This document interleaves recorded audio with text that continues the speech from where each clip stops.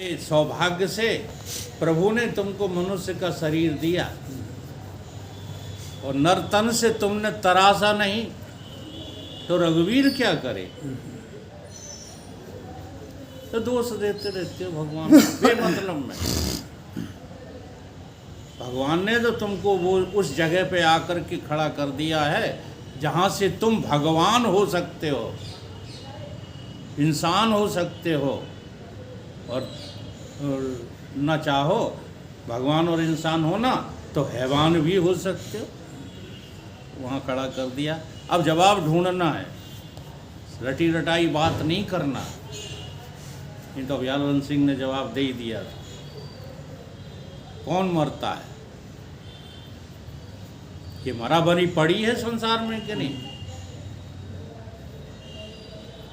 राकेश के, राघवेंद्र के और रघुनंदन के और राजकुमार के पिताजी मर गए।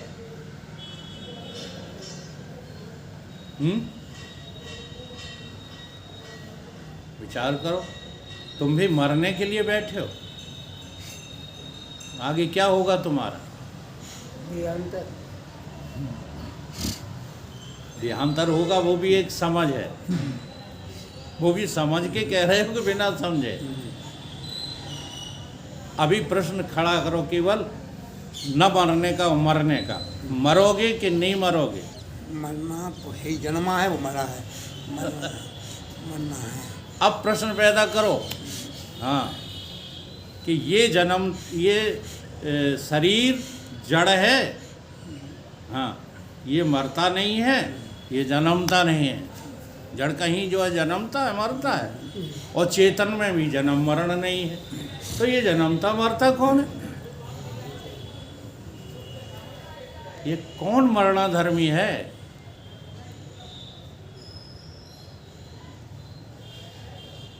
तो दूसरे के धर्म को तुमने स्वीकार कर लिया है। बस यही गांठ जन्मती है, यही गांठ मरती। इसी को कह दिया गोस्वामी जी ने, जड़ चेतना ही ग्रंथि पर गई। यद्यपि मृखा, साथ में उन्होंने ये भी कह दिया है ये गांठ है नहीं, इस गांठ को तुमने खामखा स्वीकार कर लिया है, कर लिया। अब ग्रंथि जो है हमको भेदन करना है, तो कैसे करें? कहीं पड़ी हो तो भेदन हो।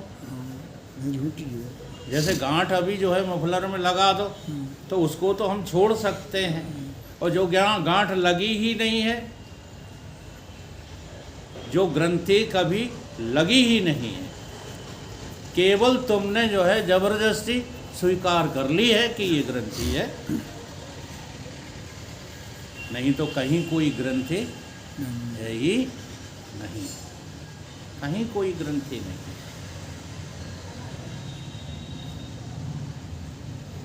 तो गीता के इस रहस्य को समझने की कोशिश करो।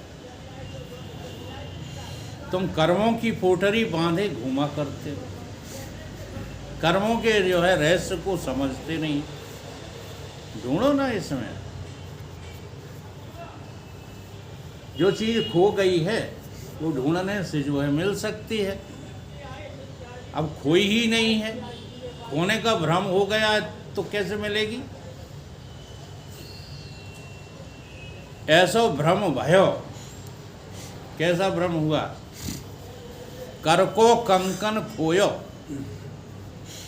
कर में जो कंगन था वो खो गया, ऐसा भ्रम भयो। अब मिले कैसे? ज्ञान से मिलती इम प्राप्ति, प्राप्ति जानिए। खो गया है, ढूंढती फिर रही हैं, सबसे पूछ रही हैं कि हमारे कर का कंकन कहाँ है। तहलका मचा दिया, घर ढूंढा, मोहल्ला ढूंढा, बाजार ढूंढा। अरे वहाँ गए थे सुनार की दुकान पे, वहीं तो नहीं रखा है।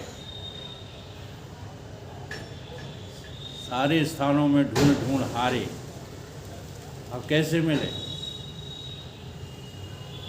बस तो कहीं ढूंढो, कहीं कई विधि आवे हाथ, कहे कबीर वस्तु तब पाइए, जब भेदी लेना। साथ है। अब भेदी से नफरत करते हो, भेदी से क्या करते हो, घृणा करते हो। तो कैसे मिल जाएगा जो खोया ही नहीं है? जो खो गया हो वो तो जो है ढूंढे से मिल सकता है, वो जो खोया ही नहीं है वो कैसे मिलेगा? तो भेदी की जरूरत है कि नहीं? भेदी लीना साथ, दीनी वस्तु लखाए, कोटि जन्म का पुण्य था तो पल में पहुंचा आए। वही थोड़ी ही थी, खोने का भ्रम हो गया, इसी का नाम गांठ है। परमात्मा हमें प्राप्त करना है, ये भ्रम है। तो भ्रम का निवारण करोगे, परमात्मा की प्राप्ति की आवश्यकता नहीं। भ्रम के निवारण की सबसे कठिन काम है भ्रम का निवारण होना। ठीक है। अब दूसरा जो है विषय लेते हैं, जो उन्होंने भगवान ने आगे सिद्ध किया है। वो ये सिद्ध किया है कि तुम्हारे में ही तुम्हारी असलियत छुपी हुई है। तुम्हारे में तुम्हारी असलियत छुपी हुई है, वो है मैं। हाँ, लेकिन हम लोग तर्क तो बहुत करते हैं, सच्चाई को स्वीकार नहीं करते। जब परमात्मा मुझ में है, मुझ में कहना भी बेईमानी है, मैं ही परमात्मा हूँ, तो ये कैसे जान कैसे पाए? इस मैं का शोधन किए बिना कैसे जान जाओगे? तो इस मैं के शोधन को हृदय में जो किया जाता है, इसी को कहा गया है त्वम पद का शोधन। ये जो वेदांत में तत्त्वम पद का शोधन बताया गया है, वो यही है। तुम पद का शोधन करो पहले, अपनी मैं को तो ढूंढो। तुम अपनी मैं को ही नहीं जानते, उल्टा करने में लगे हैं? तत्पद का तो करना चाहते, तुम का नहीं करना चाहते। करना ही नहीं चाहते, तत् का होगा ही नहीं। अगर करना चाहते होते